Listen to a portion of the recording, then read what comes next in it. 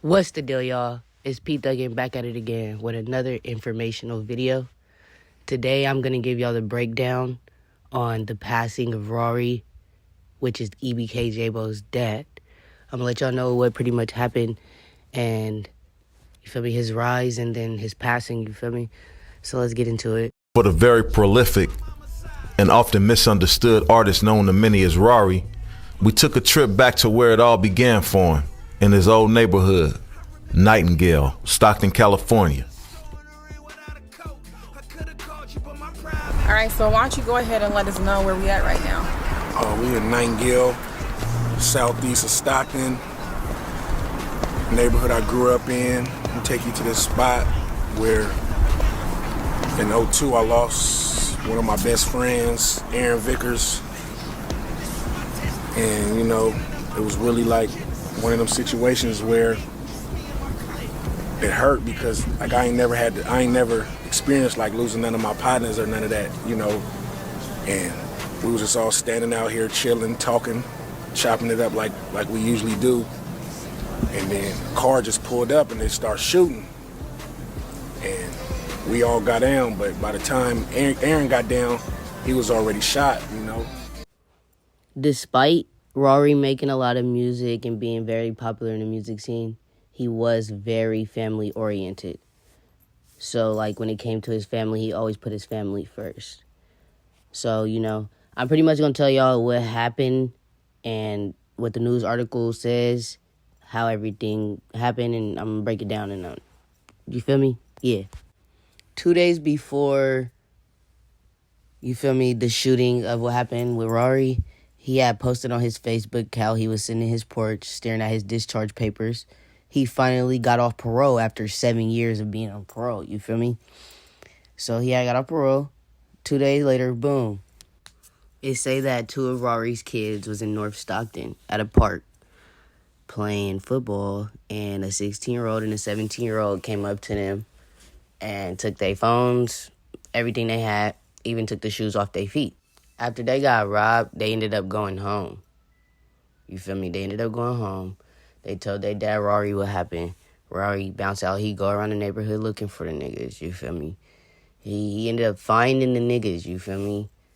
And then Rrari goes to confront them, you feel me? The niggas didn't end up giving the shit back. They ended up shooting him. I don't know how many times he got shot, but I know he got shot multiple times, you feel me? One of his friends ended up trying to drive him to the hospital, but one of the wheels on the car the wheels got popped from a stray bullet.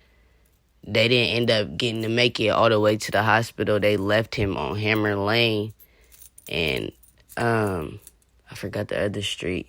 They left him right there. Police ended up finding him because pretty much what they was saying was when they went to the 9300 block of Dalewood, when they got there, it was a shooting scene, but there was no body, like, there was no victim there. So then that's when they scoped the surrounding area and they found Rrari. He didn't die right there on the scene. They was able to take him to the hospital. He later passed from his injuries. So pretty much Rrari lost his life from trying to protect his kids. You feel me? It's fucked up how the shit played out. You feel me? He was actually very popular in Stockton. And he was just, you feel me, finna just get started with moving state to state to promote his music the right way, you feel me? Because he was on parole for so long, he wasn't able to really promote his music the way he wanted to. But, you feel me, unfortunately, he did pass away.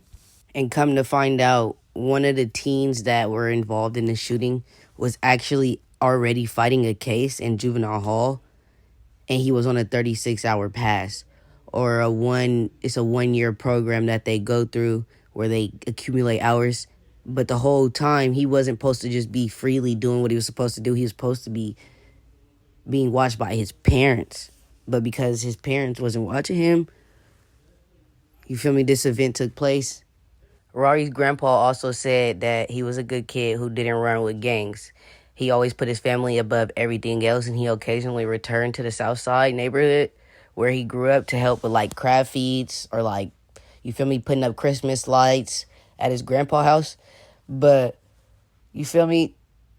He already grew up in a family experienced violence from both sides. His auntie, Vanessa Gorman, or Viernessa Gorman, she was murdered in the early 1990s, and his own dad was convicted of killing a woman with a baseball bat in 2005. His father is still in prison.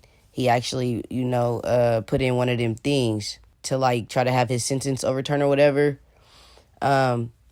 You feel me? Rrari also lost a lot of friends. You feel me? His best friend was killed in a drive-by shooting. You feel me? Which I showed that clip. You feel me? And he also was close to a rapper named Tyrone Franklin, who was murdered in broad daylight while sitting at a table in a Western Ranch Park in 2012. So if you listen to Rrari's music, you'll see that it pretty much reflects those tragedies. He wanted to break the cycle of violence.